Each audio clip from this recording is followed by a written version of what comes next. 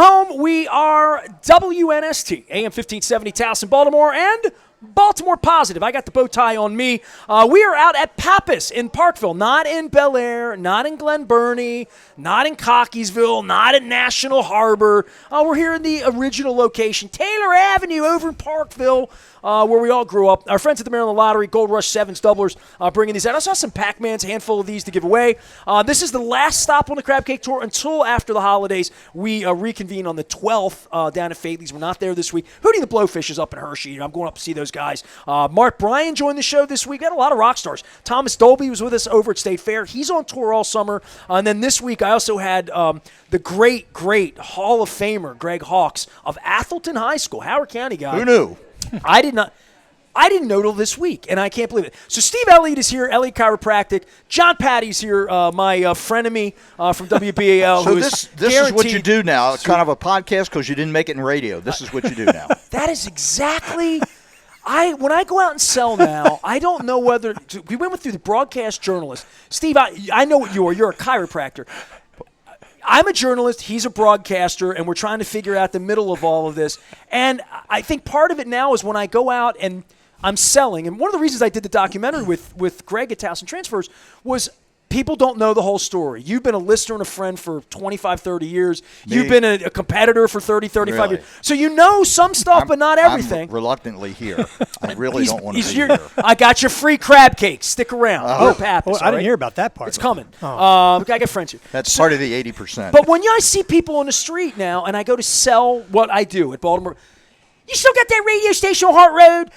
Are you a podcaster? I'm thinking radio sounded professional to me. Podcast sounds like I crack backs for a living, not, you know what I mean? Not that I'm a chiropractor. It sounds like way below what professional would be. You know what I'm saying? Yeah. So podcast to me, anybody can be a podcaster. You know, you got to go to school to be to do radio. You had to have it was a bar, and the bar entrance for you was higher than me. You had Kieran and Beauchamp over there. You got fired for calling a male a female in Annapolis. I did because there was a high bar for what you're going to get away with professionally in chiropractic, in crab cakes, or in anything. The podcast thing to me, like. When I go to sell it, they want to say, "Are you a social influencer? Do you have a podcast?" You know, Jerry Coleman has a podcast. Let me tell and I'm you thinking something, to myself, Jerry Coleman. I'm going to tell you something. Well, listen, I don't know. Saying podcast to me Jerry Coleman is insulting. I know that too well. But like, it's not. It's what people want to hear, though. When you say you're a podcaster now, it sounds like you're cool and you're fresh and you're hip. Because you can say anything you want. There's no FCC over top of your head. Thank God there's still professionals left in the world. Yeah. So, Steve, I love doing the show at Pappas because I get to invite you by and other friends, and everybody here's nice to me. It's unlike dealing with Greg Bader or Chad Steele. So did you go to school to be a podcaster? Steve wants to know that. Actually, I was thinking of starting a podcast, but never mind. I know a guy has equipment. But he doesn't know how to work it. He's got all kinds of colors over there. He says, what's the blue one? So I love doing the show here because I get to stand when I do it. And I almost said to you as I was coming out of this, because I asked you to back up, let's get on the set. They have hard chairs here, my back, whatever. You know this. You're my chiropractor. This show feels good for me, not just because it's in the neighborhood and I got light. It feels good because I get to stand. And when I stand, tell everybody how effed up my back is. Tell them, clinically. Come on, we got There's no HIPAA here. There's no HIPAA here. I am not bringing... My back is screwed up. It's from carrying all that equipment years ago. It's from all the ass I've been kicking all these years, too. That's how I hurt my knee. So I walked over when you went to the boys' room. I walked over here and I said, "What the hell? No chairs today?" And John says, "No. When you're broadcasting, you want to stand up so you can project."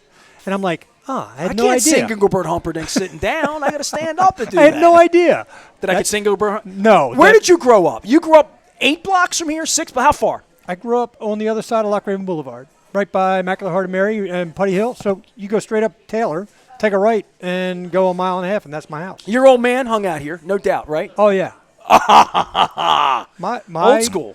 My father was no stranger to this corner. Across the street was Hale's Seafood. He and Mr. Hale were buddies, and so yeah. I mean, this is stomping grounds. My dad had a little bar right around the corner called the Gridiron Club off of Loch Raven Boulevard. Before that, he had. Did they run trips to the Colts games? Absolutely. All right. Yep. And before that, We had one in Dundalk called he had Gaddis's Pub. That There was you a go. very famous place in Dundalk. So and before that, That was he it where the corral was. You had to be a member of the corral, John. Crowd? Yeah. I'd stay home and watch the game. And then before that, he had a place called the Bears Den, which became Monty's Bears Den over on the Alameda. So yeah, my dad was a bar guy. Wow. Nice. Yeah. Irish family right here. Well, he was Raise a glass. he was a contractor and a bricklayer. But when you're not doing that, you're running a bar. That means you work 24/7.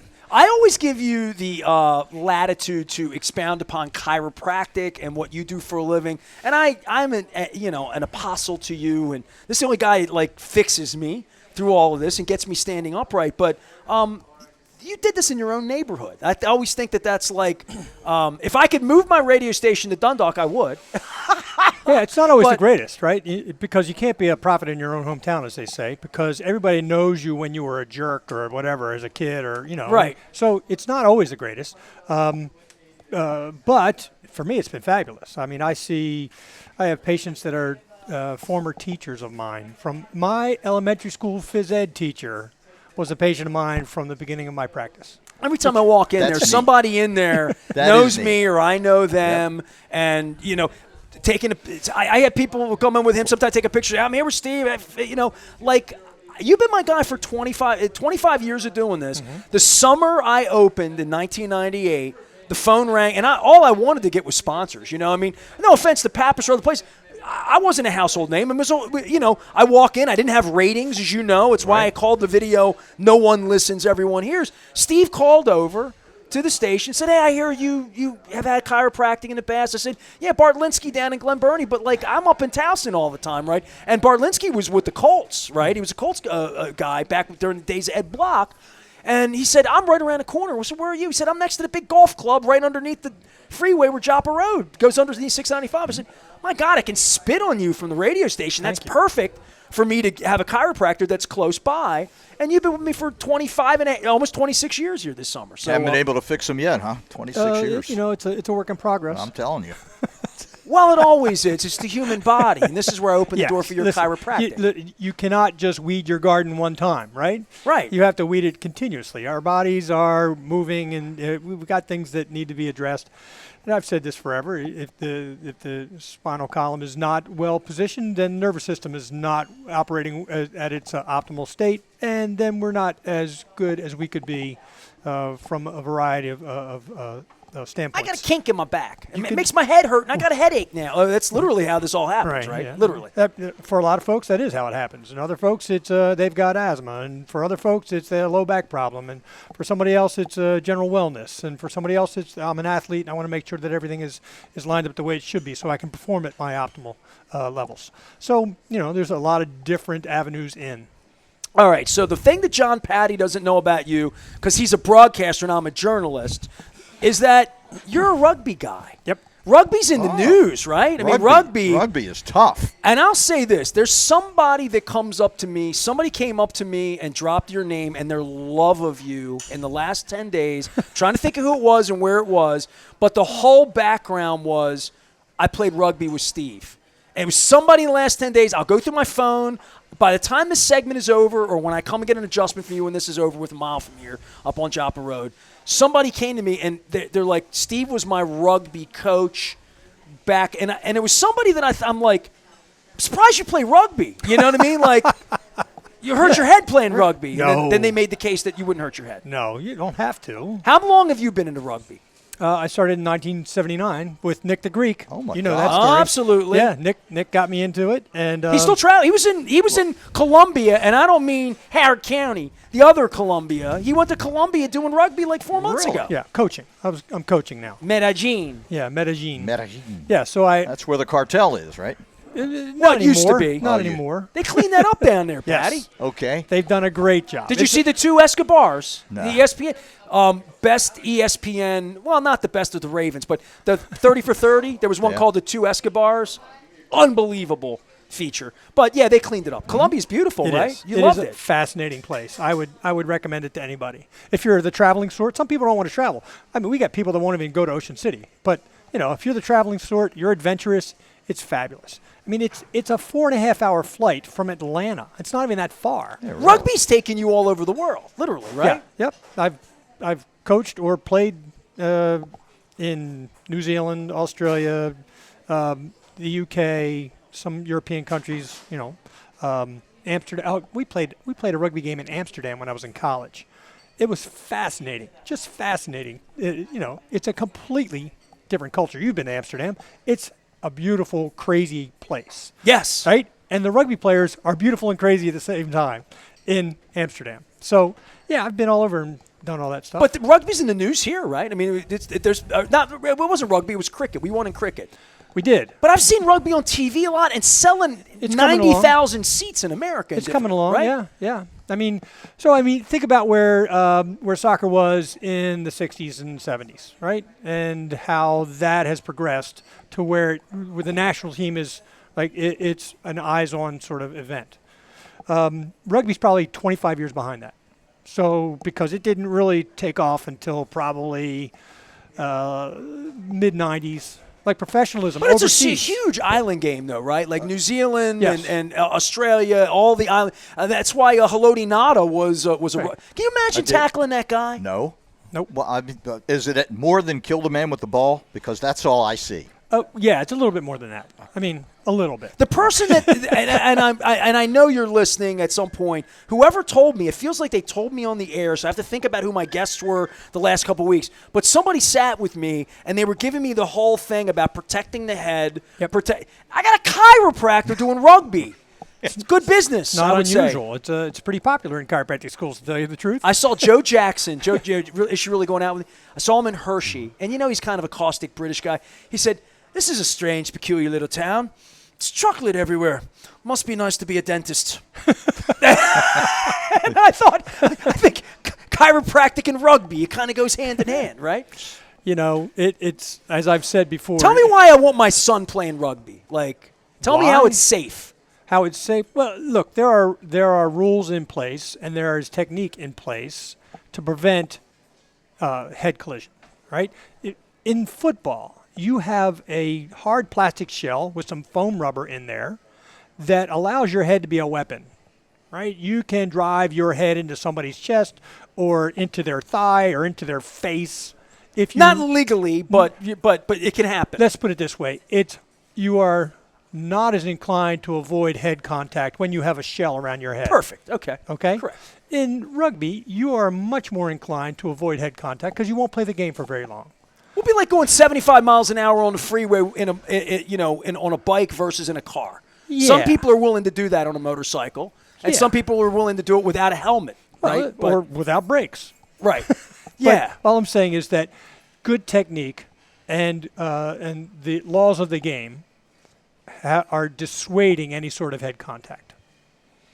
You got to be able to tackle with your shoulder, which is what rugby has begun to offer to American football. Pete Carroll has had umpteen sessions with British and New Zealand rugby coaches teaching their players to tackle with the shoulder, to take the head out of the NFL called it zone. heads-up tackling, right? That's what they would call it, right? Yeah, okay, if you want to call it heads-up tackling. But the shoulder is vulnerable as well. The shoulder is vulnerable, but you're not going to, let's put it this way, in 30 years, if your shoulder's bad, you can still put together a sentence. That is true. Well, okay. I mean, but it's still, as a guy who has a back that hurts and a chiropractor on the set right now, as I get older and as I talk to other people, a dear friend of mine played football in college. He's got problems going on right now, all the same problems I'm having, needles this and all ablations and all of this stuff. I think if we would have known when we were kids, I probably would have, thought twice about being a catcher or playing football or playing as much tennis as I did or just anything that I feel like later in life, my knee's a little crunchy right now with cartilage. All this is going on. I can't imagine being a professional athlete and subjecting myself to that. Some of that stuff's the luck of the draw and genetics. I mean, listen, I played a lot of rugby. I played until I was almost 40 at a fairly high level. And I've played a bunch since then at old boys level, which is a different story completely. Maybe not the brightest thing. It's like softball in the over 70 league. Sort of. You don't go mix it up with young people anymore then? No. Okay. No. Actually, when I play with the young guys, they Treat you like an old guy? yes. Okay. Which no, is no checking league? It's like no check hockey? Sort of like this, yeah. No, none of the watch this. Right. I was standing next to a guy. I don't know if I had the ball in hand or if I had just been involved in a tackle or whatever. And I hear one of my players stand up and go, "Oh, no, don't hit him. It's coach. Don't hit coach." And I'm like, part of me is like, thank God. And the other part of me is like, just like, it's like when you're offered the senior discount when you're only 55. It really sort of pisses you off a little bit. You're in it to play it. That's right. You don't want to be favored. You want in. Yeah, it's like I'm conflicted at all times. I remember that first time I got a senior discount for a haircut, and I wasn't quite that age yet. And I took the discount because I'm cheap, but the rest of the day I was really conflicted about the whole thing. You know what's interesting to me as I sit here and do this with you guys today? John Patti in semi-retirement from WBAL, Steve Elliott from Elliott Chiropractic. Like we're similar age guys, and we're getting a little older to be even joking about going out and hitting hot grounders today, or doing. But the golf thing for people, the people that do that, that's cool. But having music in your life. Yes. And you're just talking about the music we enjoy, or Jimmy Buffett, who's now dead. I'm still coming to grips with Buffett's death, that I've done that for the last time out on the lawn. And my son is making his living on Jimmy Buffett. What, playing Buffett music? Yes, John, the steel drum player. Okay, fair enough. Yes, he's been doing it since age 15. He's 41 now. But these things we take with us all of our lives, and I would be one thing for fandom. You and I had a pre-conversation about how much sports I would watch if I stopped doing this for a living, Correct. right? Yes. And because I've watched so much of it. But it's the thing you can take with you your whole life, is being a sports fan, being a music fan, being a musician, if you can still play.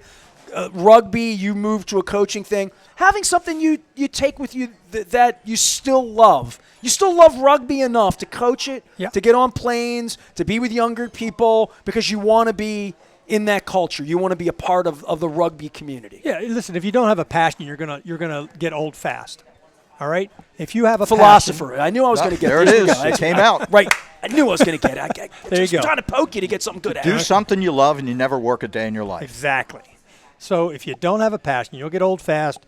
And what happens if your passion is the Orioles and the Ravens and they throw you out after 30 years from doing your living? What do you do then? No, your passion is stirring the pot. No, Yes. it's not. Oh, yes, you it is. should. No, it's not. Nobody does what you do. Right. In a positive way is what I mean.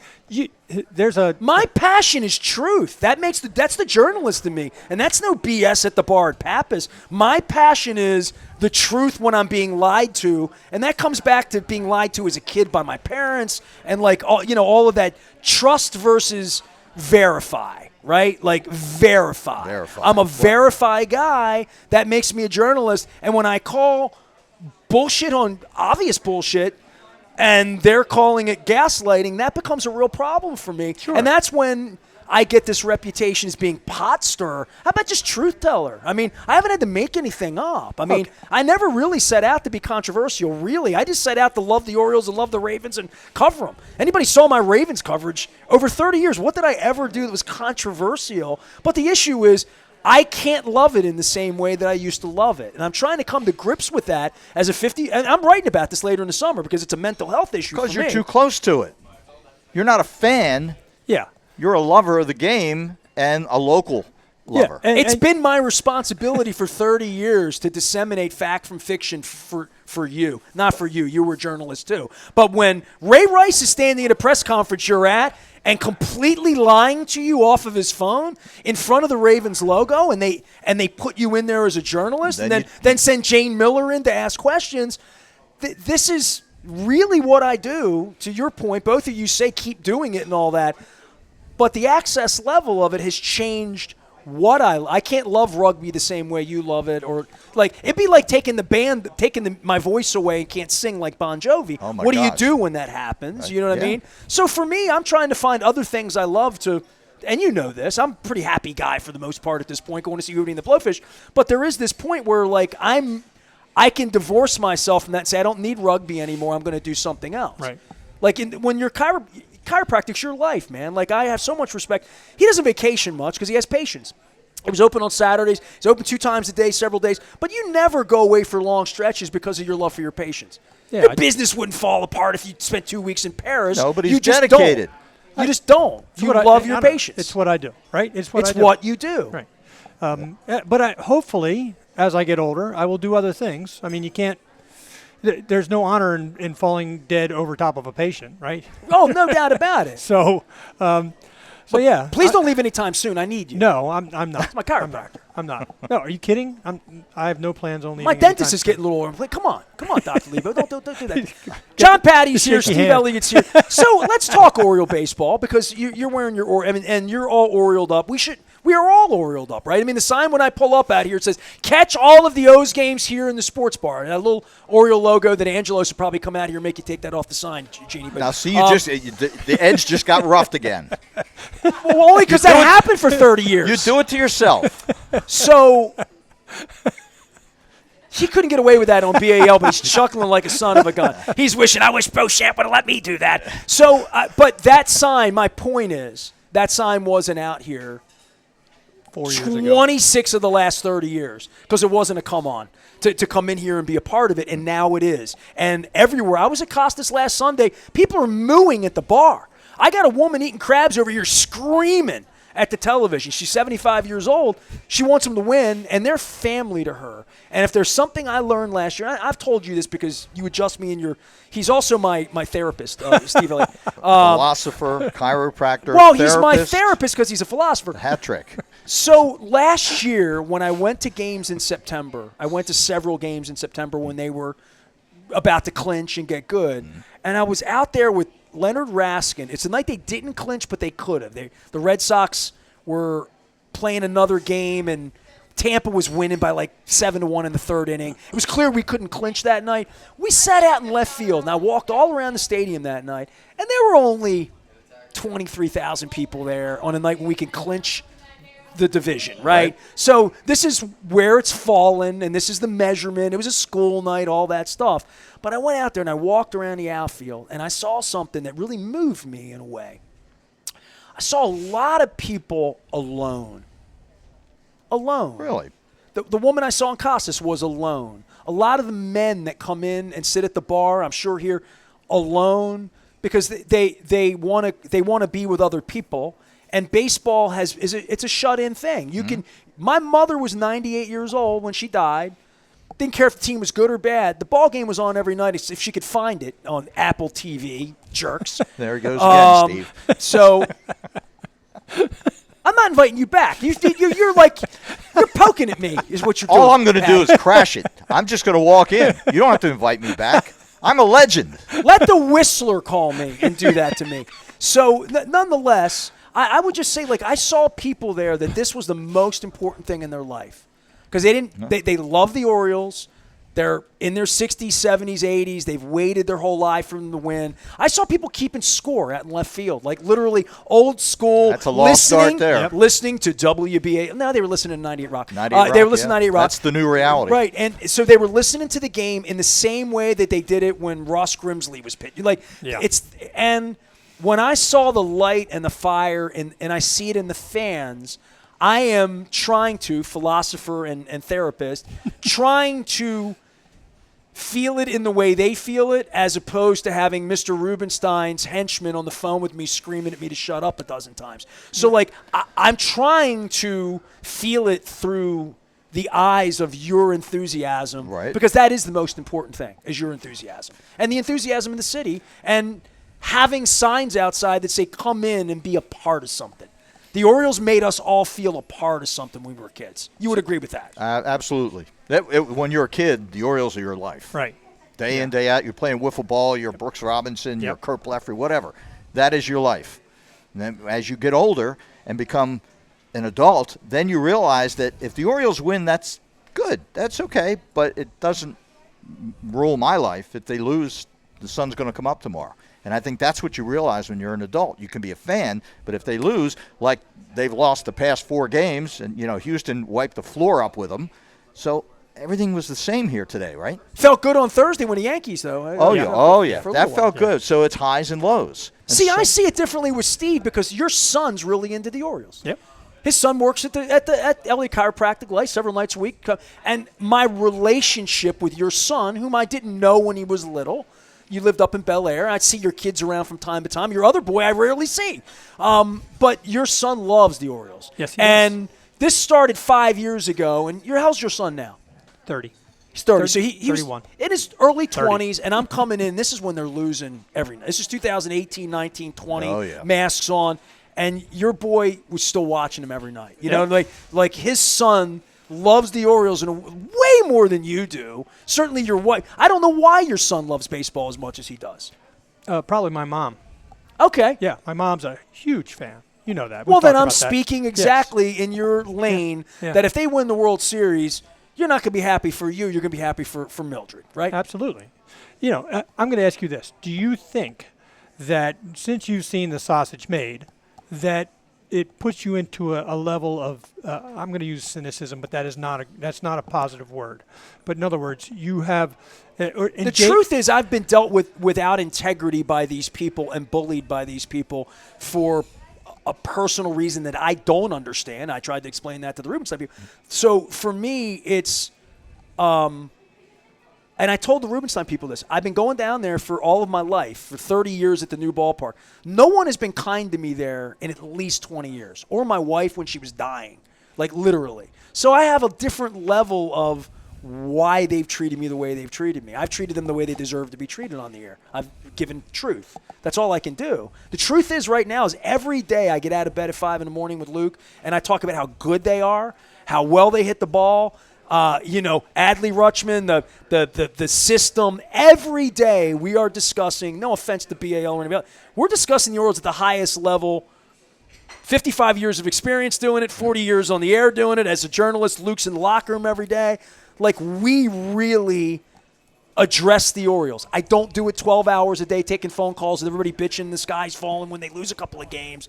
But if you listen to our pieces, any of the work we do, I had Darryl Ryder on this week doing Cleveland Indians. Munch Bishop, who's covered the Indians, goes back to 1958, his first Indians game. So we're covering baseball, but they're not allowing us to do it the way that I used to do it, the way I grew up doing it. And I don't. And all of these entities now, whether it's Orioles, Ravens, or any team, it's Hard Knocks sanitized and turned into the Real Housewives of wherever. Yeah. For each one of it's a fake reality show. Their websites, the team websites, and the media. It's these lounges and it's employees talking to employees, and the public now accepts that as media. Garrett Downing's a media member to Ravens fans, and that's not the That's just not true. That's not true. He's a coworker. And so that's why they're granted access and I'm not. And that's unfortunate. It's unfortunate for the fans from a journalism standpoint. It's unfortunate that they can have a PR guy stand up and say to the media, no questions about the quarterback today. I mean, that happened last year. Like, I've had the PR guy stand up and say, only ask questions about winning today. We won today. You're not allowed to ask any tough questions. And then I got thrown out because of that. So let me ask you this. That's wrong. Is the fact everyone should see that as that wrong. we are surrounded by social media, which is basically all curated. So Podcasters. To Podcasters. John's, right. Yeah. right. So everything's curated now. I mean, our true sports, our real, real life. AI would allow me to do 100 times the amount of content I do if I wanted to manufacture 99% of it fakely, right? Yeah. I could do AI anything on my website to get clicks and clickbait and other. That's where this is going. That's why I think authentic, local, uncontested, welcomed. If you have nothing to hide, you would welcome me in as a journalist. Hopefully the public will understand AI to reality. But Boy, we don't know yet. I had an election in 2016 that the Russians were clearly manipulating the right side of the aisle. I saw statuses that people are sharing, and clearly these were not English language first. This was not written in the way anybody in America would write English. So we're easily deceived, right? I mean, really easily deceived. Yes. But there's no deception on how good the baseball team is. I mean, back to the facts, which is they can win a World Series this year. They have a new owner. There's fresh energy for all of it. They are deep. They're definitely deep. Yep. And the farm system is deep. Yep. Look at Jackson Holiday. I mean, he is struggling right now, but we don't need him. Well, these right next now. couple of weeks, one of the reasons I think as an organization we still have hope, because go back to 96 or 97, because that's not too far back. I can bring up Boddicker and Palmer and all that, but I'll just go 96, 97. If we had lost Jimmy Key and David Wells and Erickson in June, and we had to go with Cam Manicki and Scott Klingenbeck, and I'm trying to think of guys, Mike Oquist, guys that were way down the road. The farm system was no good. We had no ability to trade. Peter had all that fresh money, fresh Camden Yards money to buy players and do things in the offseason with Alomar and Surhoff and all that, and Key. But the trading part of the next 6 weeks, because the organization is so thick, and now they have these needs at pitcher, right? So this is where, and we talked before the show about money and $15 beers at the ballpark and how your boy loves the Orioles, but how often can he afford to go? How often will he ever be able to afford to go? Because it ain't like you and me getting a movie or taking a date with a girl. It's not a cheap date to go to a ballpark. Not like it used to be. So funding Rutschman, funding Henderson, funding Corbin Burns or someone like him, maybe it's Grayson, we got to have pitching, right? How much the payroll will be is going to be directly tied to how nice Greg Bader is to people like me. So, because we're the ones who are going to go spend the money. We're the ones who are going to create this. It's not going to be created off cable TV or off the nipple of Major League Baseball's large television package where they're just going to dump $150 million onto the franchise to go pay players. This is, you're in business against the Yankees and the Dodgers, and you take all that luxury tax and all that away, but it's a very, very unfair system, baseball. When Steve Bisciotti told me the reason he didn't buy a baseball team, he's like, you can't win. You can't compete the same way in an open market. That's why he never wanted into baseball, and we're about to learn. But you can still make money. Winning is winning, and making money is making money. Yeah. Controlling everything is something different. You just make money if you're happy making money. Do you think the Orioles are making money? They weren't making they were making money because they had a $40 million payroll. Yeah. Yeah. But they were probably well, nub on that's nub. going to change. You know that. You say that. Okay, so then the payroll's going to go from 40 to 120. So let's say John was siphoning $20 million a year out of the deal, and really that's what he and his family were taking out of profit, if there was such thing, because I'm not sure there was. I mean, I'm pretty convinced they were not making any money the last 10 years. Because when Masson started, because they were mean to people. They were awful on the field. They were awful in the community. They would come to places like Pappas and Costas and say, take the Oriole logos off your walls. They were doing crazy, crazy stuff. That's all gone now. Now, that's good. We had a great team, got a great base, cheap players. The building back of this, and this is what I'm really watching and where I'm at 50,000 feet on this, when I talked to the Cleveland people this week. Cleveland's won. Look at their record the last 10 years. They win every year. They've never spent money. Tampa, they win a lot. They win enough. Never spend money. Now, we're going to say here in Baltimore, well, we got a nice, cute little thing. We got 18,000 people. We're a boutique little market. And Rutschman, sorry, we can only sign Henderson, and you can go play for the Yankees. And Burns, you can go at the end of the year, and we'll keep bringing guys up. They have the kind of system where they've built it that way, but this is the summer that changes. Where do you want to wake up on August 1st and have a number 2 pitcher, a big left-hander in the bullpen, and a real closer? If you want to acquire those 3 pieces, you better be thinking about not having Norby, Kerstedt, go down the line. Pick the catcher down at Bowie. Pick the Mayo. Any of these guys, in the same way that watching Ortiz kill it in Milwaukee this summer, right, that this is a really tender point for money, talent, and the opportunity to win a championship, and how all of that gets measured over the next 6 weeks and then into the offseason. And Henderson's unsignable. Yeah, so, exactly. I mean, your son and I go through this all the time, right? He's a Boris guy. They could offer him $400 million right now, and he just wouldn't take it. Boris won't let him take it. So I think measuring this on Henderson's really weird. But this is what I'm eyeing up, and this is why when Mr. Rubenstein holds soirees down at Living Classrooms last week, and I get banned because the Whistler's there and Greg Bader's there and TJ Brightman's there, that I don't even know what their philosophy is, John, as the broadcaster and journalist. I really want to know what the plan is, and I want a journalist, not a coworker, not Kevin Brown, who's already been sent out to sit in the room alone last year by these same people. I want to hear what Mr. Rubenstein what's really up his sleeve. Why is a 74-year-old billionaire really involved in this? Well, the reality of that is it doesn't concern you because it's a private business. Oh, okay. That's the reality of They it. took $600 million from the state to build their cottage down there, to charge you $18 for a beer instead of $15. Well, it's gone up $3-4 So in the past half so hour. to hear that it's not, to hear that it's a private business, it's a private business that lives off the public teat in a It does. massive way, and it also lives off the teat of consumer confidence.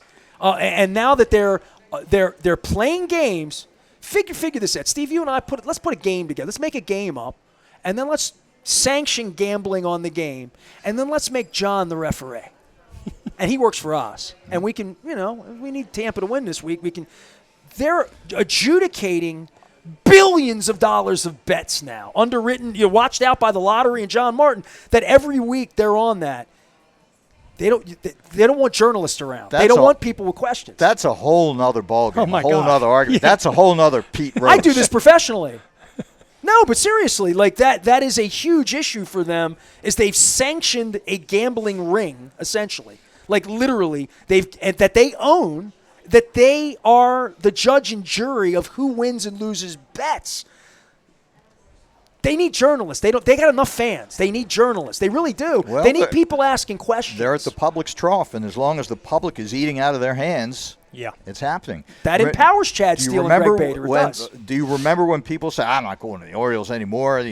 Peter Angelos, we don't like him. John Anderson, we don't like. I'm not going anymore. And hence, you see 23,000 fans there, as opposed to when Oriole Park at Camden Yards opened in the early 90s, 92, 93, whatever. Sold out for how many? But they also had 3 million people in D.C. that only had access to it here. That's why they built the stadium at the end of the freeway. Right. I mean, we used to joke about it in the early 90s. They wouldn't let you joke about this on BAL, but we'd say the Washington Post wine and cheese reader. Camden Yards changed dramatically for a kid from Pikesville and Dundalk and Loch Raven to go to Camden Yards and see the Orioles in 93 and 94. All of a sudden, it wasn't the same people we saw at Memorial Stadium. No, I didn't see You anything. would agree with that. I didn't see anything wrong with Memorial Stadium until they built Oriole Park, and then Right. it's like, wow, this is This is Mecca. what it could be. But Yes. it was the money that filed in there that that kept Cal here, that brought Alomar here, that would have kept Messina here had the old man not destroyed it.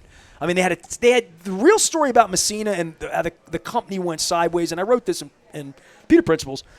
All of those skyboxes were 10-year skyboxes, and they sold them to government, beer, Crown Gas, but a lot of D.C. area.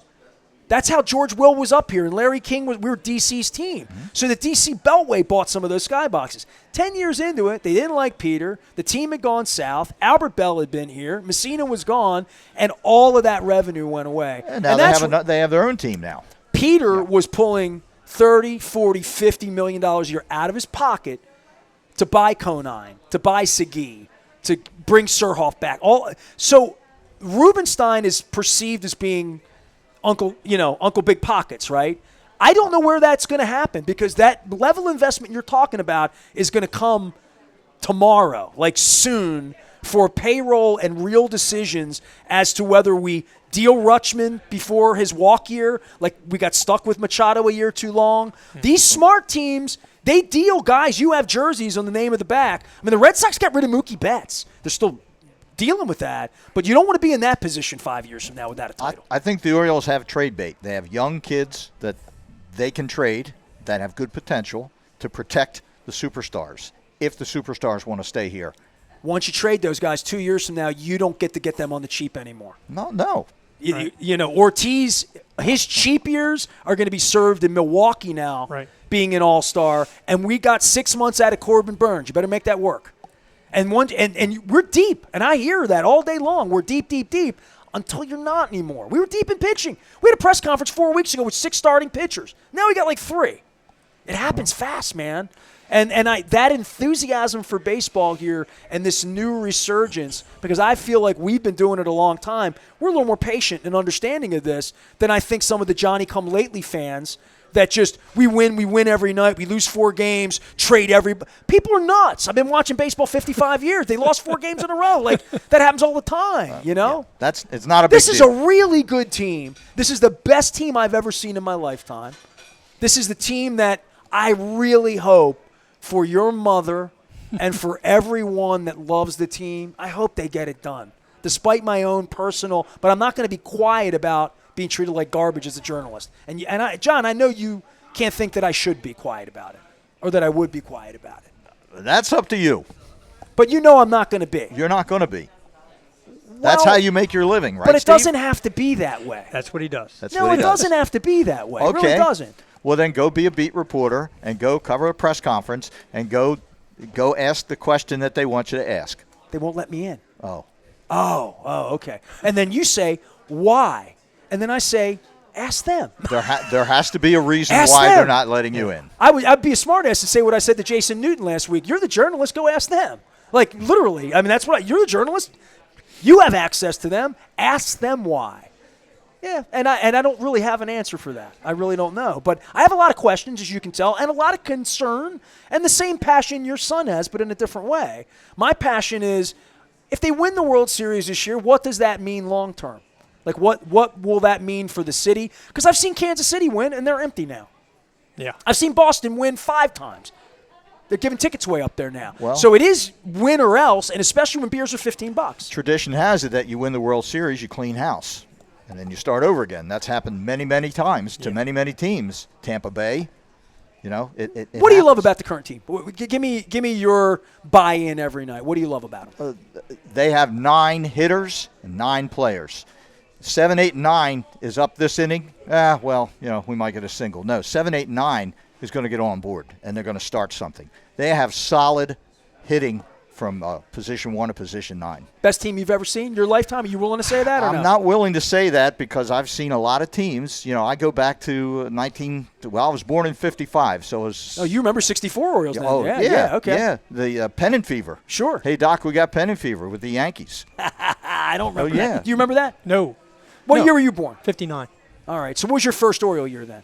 You remember 66? 66, yeah, for sure. And Right, you probably probably 66, yeah. 65 Well, probably. thanks to Frank Robinson, thanks to Milt Pappas, who got traded to Frank Robinson. Aparicio had a little part in it. It's okay. A little bit. It's number 11. That's right. He did. So, well, here's a question for you. All right. This is the part where John gets to give me a hard time. Okay. John Patti, Steve Elliott, we're at Pappas. Go ahead. What That's what he said. connection do you have to Luis Aparicio other than a familiar with the family? Connection today? Yes. To the 90-year-old version of Louis? None. Louis' agent was a Pikesville guy, Baltimore guy. Forever and ever and ever, Louis' agent was here. That's why he signed a lot of autographs here, and he passed away about 5 years ago. Louis' agent did here. And Louis' agent was also the agent for Yastrzemski, Tiant, Cepeda, Earl Weaver. So Earl Weaver did his last interview of his life with me, and it was set up at the Harbor Court when they did the statues, the statue garden. That was Right. so Earl came down. But so the last time I saw Louis, it was probably 15 years ago. I saw him in Chicago. He was there being honored on the South Side at Comiskey Park, whatever they're calling it this week, Cellular, whatever. But I saw him there. We took a picture together. And he's your father's cousin. My dad. So Louis came to Baltimore in '64 in the trade with the White Sox. My father and my father's brother came in '65. My father married my mother in '66. My mother was Dundalk Gringo. Louis left in '68, but my father and his brother Omar raised families here, and there's also a sister. Omar's sister's husband also came. He worked at Chesapeake Cadillac. So there were 3 Venezuelan families that were here in the late 70s that stayed here, and they all went back. The sister's mother was dying in the 80s. Everyone went back to Venezuela in 1981, except me, because I was being raised by gringos in East Baltimore. And then the documentary happened. You can watch that. But so Louis, to me, in the 70s, I've been in a room with Louis a dozen times in my life. Okay.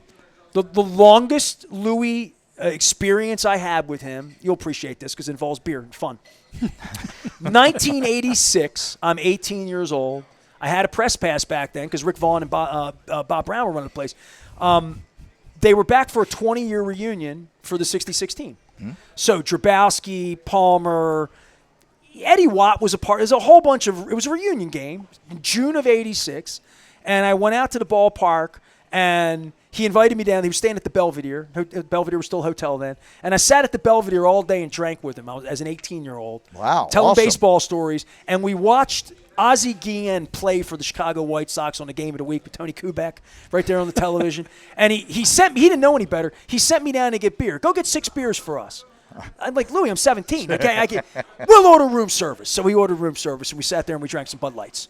But he's been in Venezuela. He's had a family in Tampa. And Venezuela is just such a hardship in general. You know, I mean, he's such a legend there. There's streets named after him, stadiums named after him in Venezuela. But, you know, he's 90 years old, and he's the oldest living Hall of Famer. Willie Mays died. Okay. Willie died. It's Louis. Wow. Louis the oldest. You didn't know that. It's a great tidbit. I didn't know that.